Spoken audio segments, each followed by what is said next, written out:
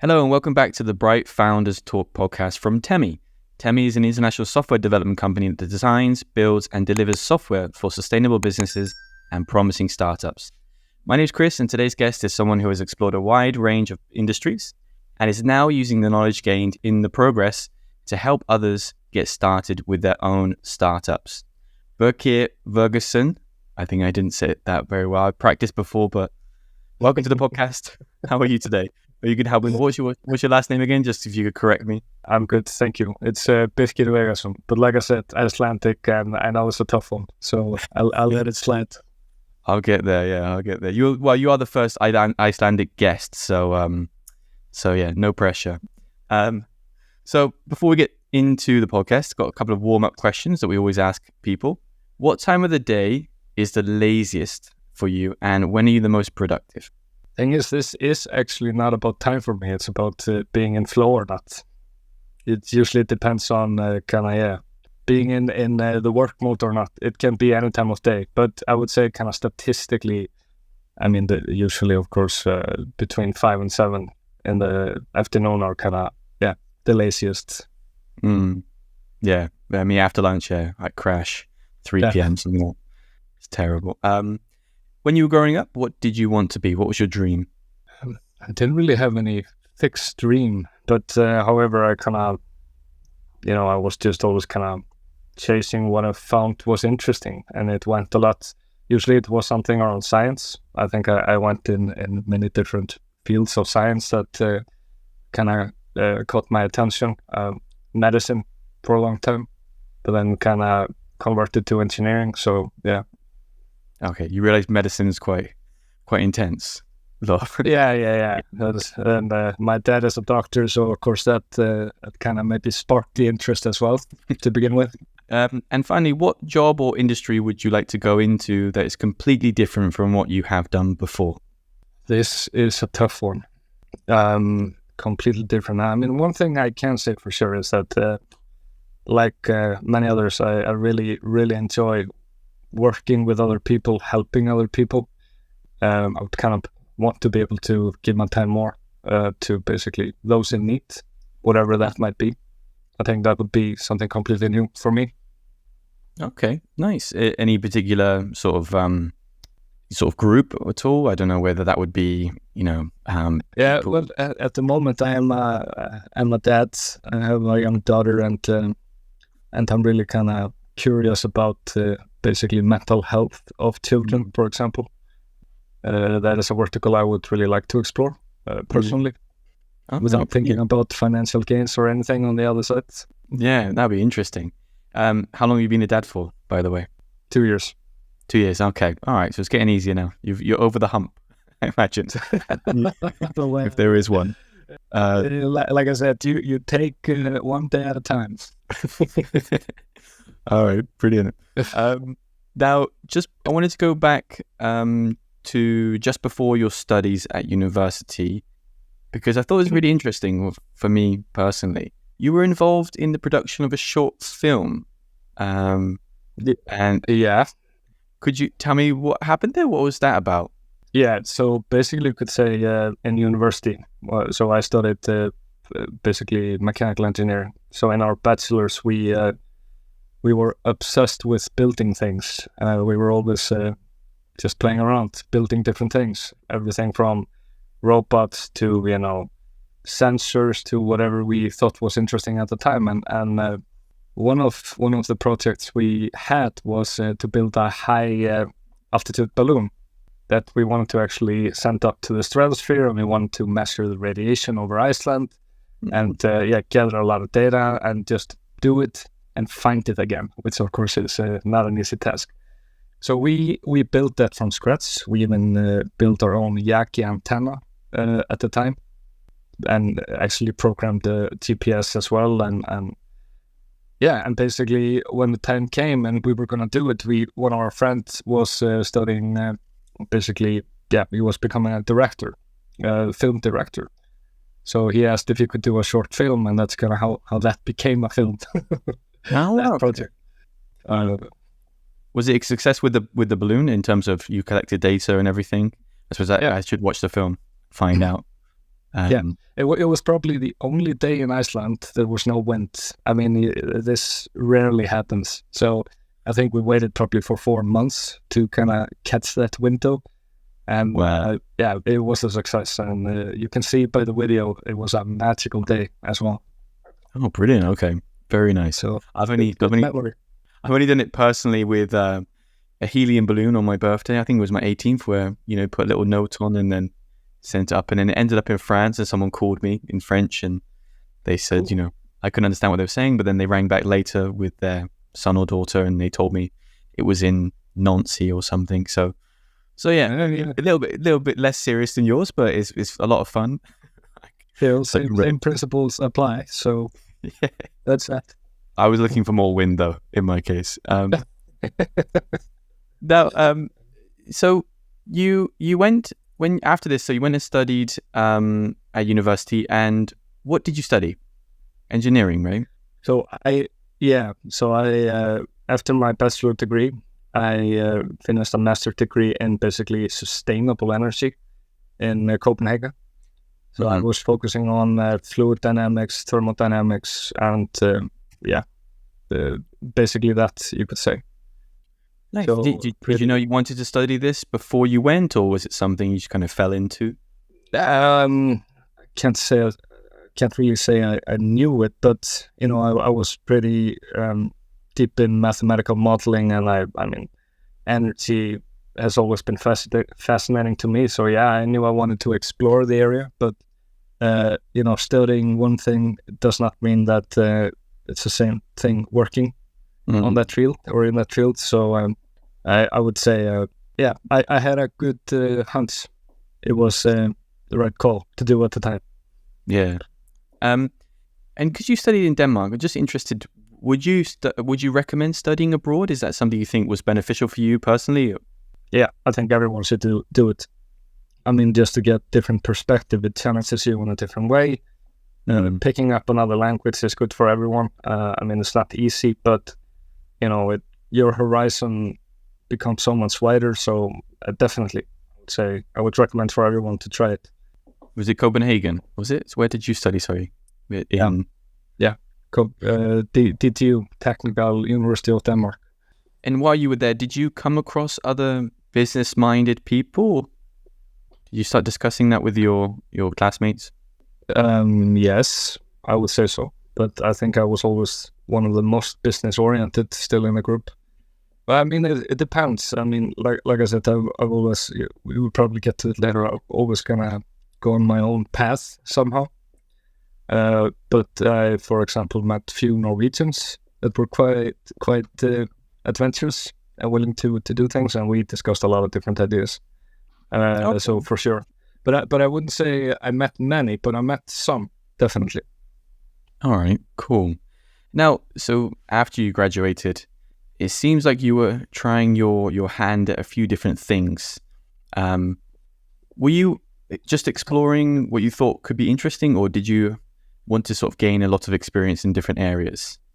No, I actually, the first thing was that during my studies, I had helped out some companies back in Iceland to design basically what's called a plate freezer. So I had created models to create a new design for plate freezers that are used in basically food processing to, have as fast freezing process as possible.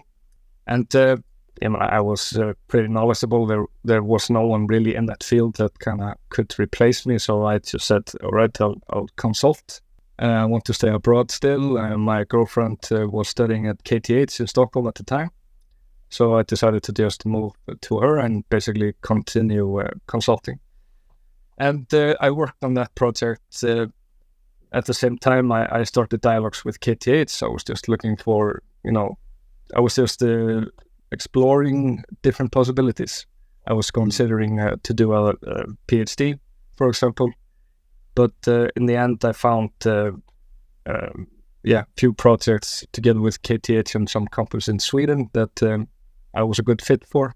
So I started to basically working with them here in Sweden. And I did that. And you could say it was more just kind of to pay the bill at the same time as I was exploring different opportunities.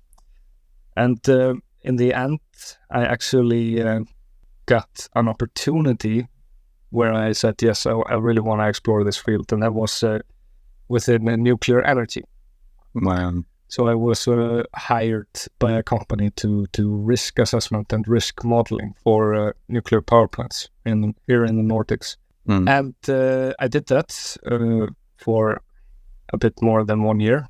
It was a fantastic journey, really fun to work because it was really, I would say, crossed a lot of different branches or verticals. You had to work with a lot of different scientists at the same time to kind of complete the models and really high kind of focus, of course, on the academics as well. So it kind of, grouped everything that I liked. I really enjoyed it.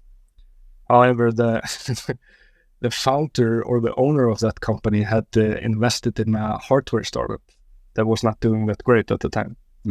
So, and I should mention, during this work, I had been forced to kind of start the program, since they had their own software and they needed Java developers. So I picked up Java and I was programming, and I had I had just self-taught, basically, more or less. However, when he knocked on the door and said, I have this hardware startup, can you take a look at it? Do you have any ideas, any contacts? I just kind of felt that, this is the right opportunity to jump on, to do something new myself. So I called a group of fellow engineers that had the competence I didn't, especially when it came to programming and even mathematical modeling, in some sense, machine learning. And I was able to convince them to jump on this opportunity with me. And together that became our first, basically, venture, which was Blue Access. Just before that, because I wanted just to dive in a little bit, when you were in the nuclear energy, for example, you're working in that. Did you, and that was in Sweden, right? And you were saying there was most people were from Sweden, and then yourself from Iceland. Were there any other sort of nationalities in that project? Yeah, there was a lot of people from Cuba, actually. Wow, okay. Because you were saying a lot of things were intertwined from, to make it work. And then plus the range of nationalities. So I just wondered, was it challenging to kind of, connect with other people, not only in different areas of engineering, but also from different backgrounds? How did you manage that? No, actually, it was no problem. And I think this is the beauty about sciences in general. I mean, especially in math and physics, it is a universal language. I never felt any. I mean, of course, people are different. There's different culture, but when it comes to academics, I've never had a problem with it. Actually, no. So then you went into, what was the opportunity you had as the hardware opportunity? The company was called Blue Access. Blue Access, okay. And how long were you there for? We built that for around 2.5 years, I believe. Right, okay. So basically, the short story behind that is they had a really strong patent, really interesting patent. This was before the time of NFC. We were using magnetic waves, frequency waves, in conjunction with Bluetooth to actually create a acceptance for mobile devices. So basically, you would get the NFC, you could say, experience without ever opening your phone. It works on all phones that have basically a compass and Bluetooth. And of course, it doesn't require the same proximity as NFC. So this was a really, really exciting journey, and flew high. The challenge there, and this is one of the things you have to learn the hard way, is to be prepared when technology changes. Because as soon as Apple decided to release NFC, the business case became really tough. And the market changed really fast because of that. And also, I mean, I love hardware, but it's really challenging to build a business around it, unfortunately. Okay. Yeah, that is something I wanted to ask you a little bit later about Stack, your company. So we'll come on to that about technology evolving real quick, because it's fascinating for me how people keep on top of it. But so then after this, after Blue XS, you jumped into being a project manager, right? Yeah. So here's the thing. I mean, when Blue XS came to an end, I mean, I had to make a decision, and my engineers, the team that we had acquired, it was such a strong team that even though we had been on this crazy journey for 2.5 years, everyone was eager to continue one way or the other. So I founded another company called IFTEF together with my team, and that was basically a consultancy, you could say. That's where I took on, for example, product ownership, more or less, of what's known the digital receipts in Sweden. So I built that together with my team. But at the same time, we built another product on the side for ourselves. And this was kind of a way for us to just land a bit after this venture, get the capital going. But at the same time, we were still kind of, the creators we had been before. So we balanced that a bit. And we did that for a couple of years, pushed out the digital receipts here in Sweden. And then we ended up actually selling that company, the other product that we built.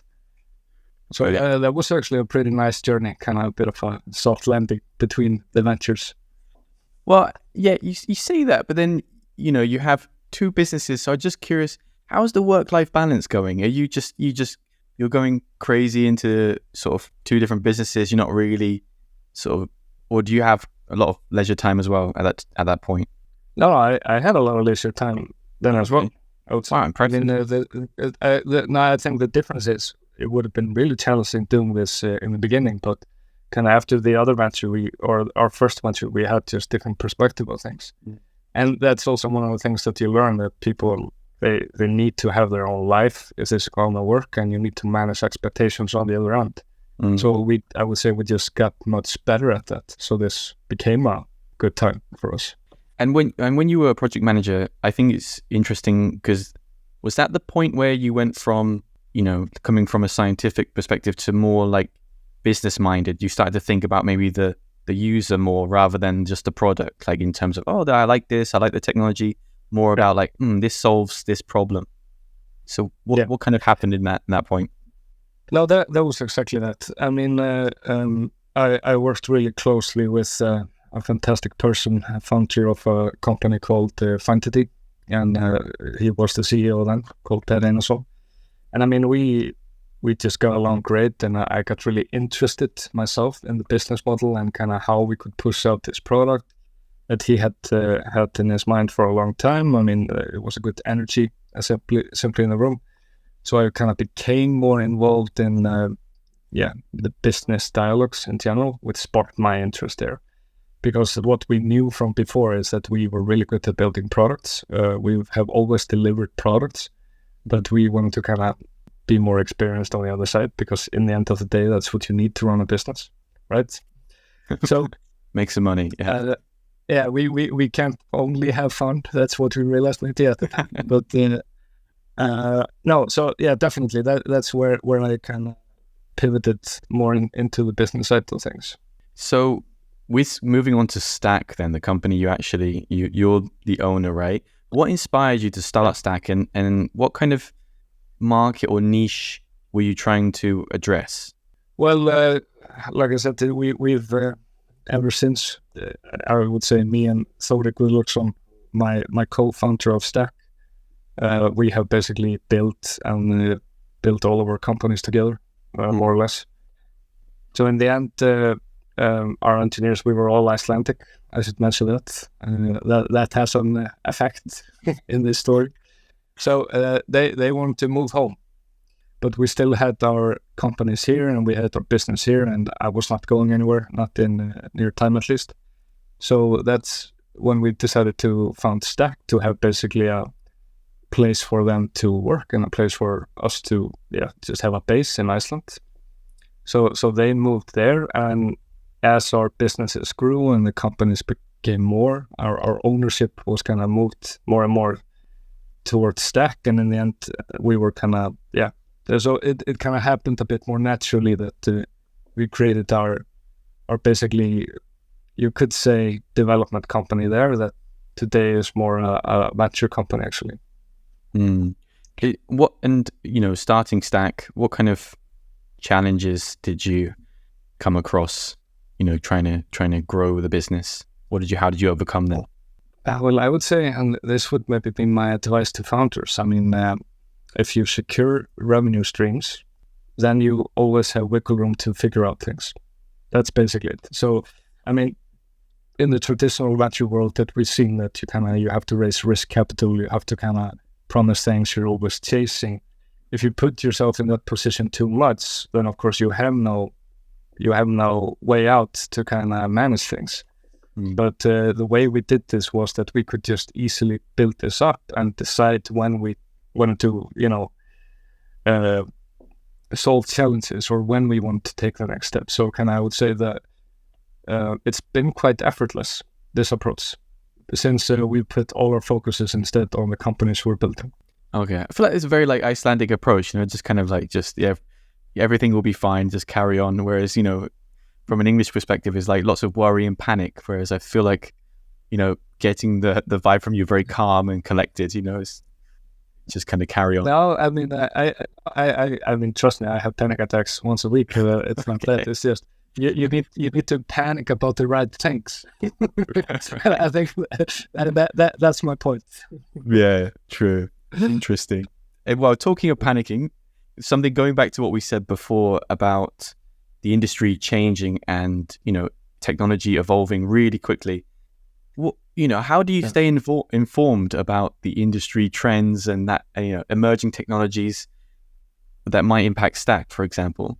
Well, I would say business knowledge is all about network and domain competence within reach. As simple as that. I mean, of course, we can't be on top of everything ourselves. I mean, we are always, in line with the latest technology shifts when it comes to infrastructure, when it comes to basic things. But when it comes to when and how it's going to impact business, you need to have kind of the domain reach in order to understand the changes before they start to happen, if you're going to be on the forefront. And that is not an exact science. It's more of an art. I mean, one of the things I can say that I have been quite successful with here in Sweden during my 10 years is that I've been able to acquire good people that I trust that are really experienced in different fields. Everything from, core banking to retail, which is what I'm doing now, or less, to even, I would say lawyers, every different vertical. I have a person that I trust to kind of keep me informed about the right things. And that's essentially, I think, the easiest way to do it, because if you're going to try to be an expert in all fields, there are people that can do that, probably, but then you're not going to be doing much else than reading up. So it's about having a strong network and letting those people know what's on the horizon. These people are making this. Okay, maybe we should investigate that as well, just so you're on top of any sort of adaptations. Yeah, and especially when it comes to product. I mean, like I said, this is a bit my formula today, has been for a while. I like to risk as little as possible in the beginning, because it's all about proving the market fit and understanding the business dynamics. If you understand that, you know what you're running towards, and then it's no problem to run, 200% towards that goal. That's no problem. But do the groundwork, even if it takes a bit longer. Kind of understand it, and of course. This is a bit vague, but when I say this, I mean kind of having a certainty that the business is there. You don't need to know everything. I mean, you will see challenges, you will see surprises along the way. You can't know everything 100%, but the gut feeling, at least 67% accuracy. Have a good foundation, and then you can run with it as much as you like. And exactly. Okay, interesting.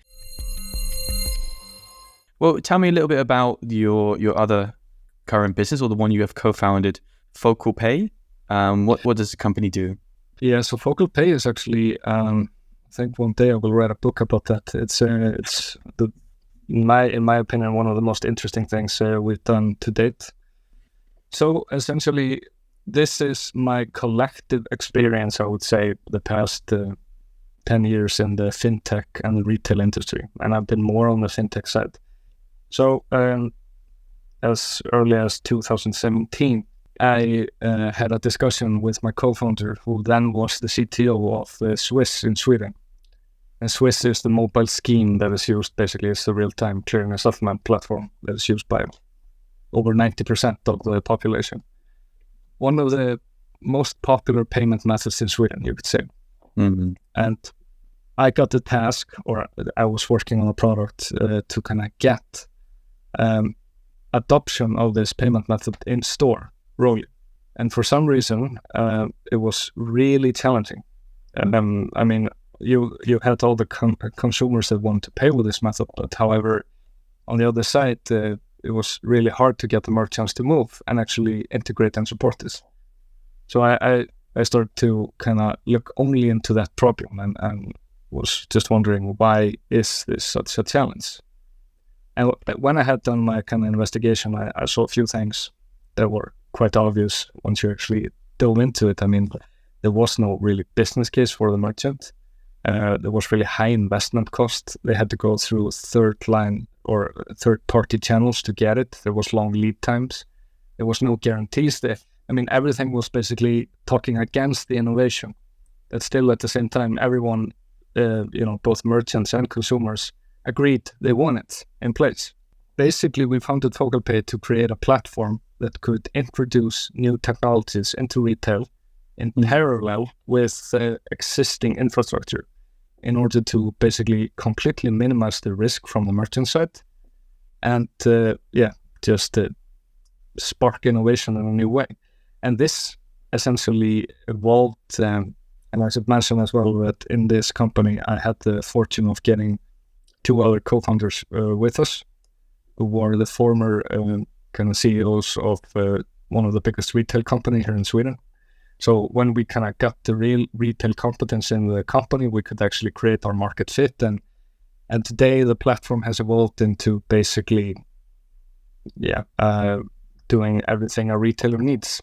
So it's in a short term, it's a revolution for payments when it comes to in-store checkout. Kind of the exposure and the integration of payments, kind of that moves away. So we're basically catering and addressing to the PSD2 revolution, all the wallets in Europe, kind of making them as accessible as possible for the merchant. But at the same time, we're also getting rid of a lot of other complexities on the floor. So this is becoming a really, really interesting retail company. And I used to say Shopify for retail. I still say that, but then Shopify, of course, moved a bit into this vertical. But and it's going good. It's really exciting times with that company. When you mentioned about, I thought it's really interesting because, the previous company you had was Stack. I know you had strong network, but it's your business. With this one, you co-founded, or you have co-founded the business. What did you look for in a good partner in terms of partnering up with someone in business?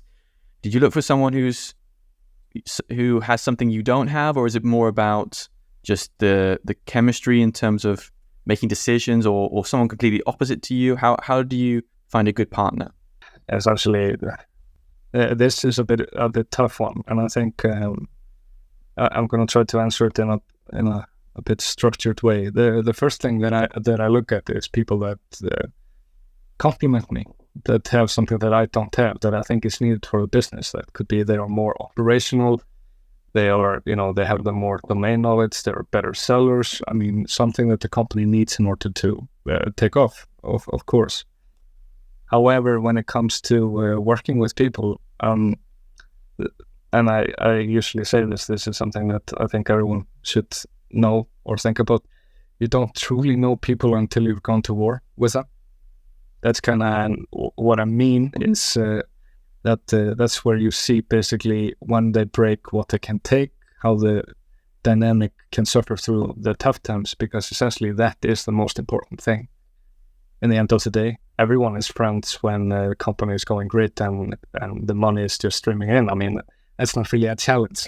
So, and in order to get that, you kind of almost need to have had the first fight with the person to kind of know that. Of course, you can't know that in the beginning, but that's also why it's really important, I think, to kind of use the tools that are available today to kind of create contracts and understand that they are meant to kind of create a way out if situation arises that threatens a company. You know, those kind of things become more real when you've done few journeys.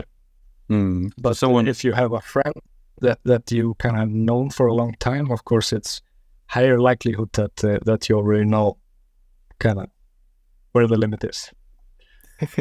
So someone who's willing to challenge you, but at the same time see your perspective, so you can sort of work through that problem or that issue.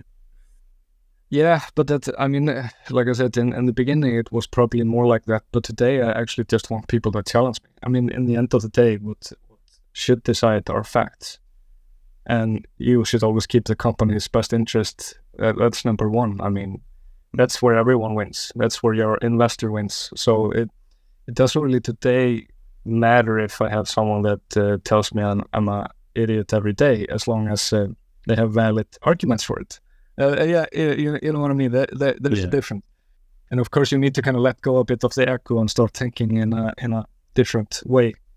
That's true, yeah. I think, as long as I'm making money, people can call me an idiot all day. As long as the money's coming in, I really don't mind. No problem for me. Well, just with I wanted to know just the last thing or a few things about Focalpay. What do you see? What is the evolution? What is your personal vision for Focalpay? So my personal vision for Focalpay has always been in kind of exposing new technologies, new FinTech solutions in a completely different way towards in-store merchants or towards merchants, to get them on the floor as fast as possible. So you could say, if I give you, I try to be a bit more concrete. If you look at the revolution we've had in online payments and e-commerce for the past 10 years, let's say that, I want to recreate this for merchants. And in order to do that, you need to kind of lower the threshold for new solutions. You need to make them so accessible that basically it becomes more competitive marketplace, and the merchant can start to basically innovate in a completely new way. So that is the bottom line. That is the effect of what we're doing for merchants, and we're feeling it already, which is really positive. So, yeah. Okay, brilliant. And just one final thing in general, thinking about your personal career, what advice would you give to someone who wants to have a similar career to yours? I think it's always important to kind of understand that no one is, we're all different. It's really good to have kind of guidelines, look at someone else, what they've done, but you need to kind of explore your own paths. And it's usually, like I said, the first time you break, that's the first real learning session for you to kind of go through that. I mean, know when you need to stop, know when you need to do things differently, put yourself in perspective, because, people are driven by different things. I definitely wouldn't be here if I was only driven by growth, and I would have applied for a job somewhere else and probably done something differently. You need to find kind of what drives you, because in the end of the day, that the reason why it's easy to work 10 to 12 hours is because you're enjoying the work. Mm-hmm. And at the same time, it can't all be fun. You need to find kind of the balance and where you fit well into it. So, but I would say my advice: go out and try, fail miserably, and try again. Brilliant. Yeah, don't be scared to fail. That's basically exactly the key to success. All right, brilliant. Well, thank you very much for your time, and I wish you all the best with Focalpay and Stack. So, thank you. Thank you so much.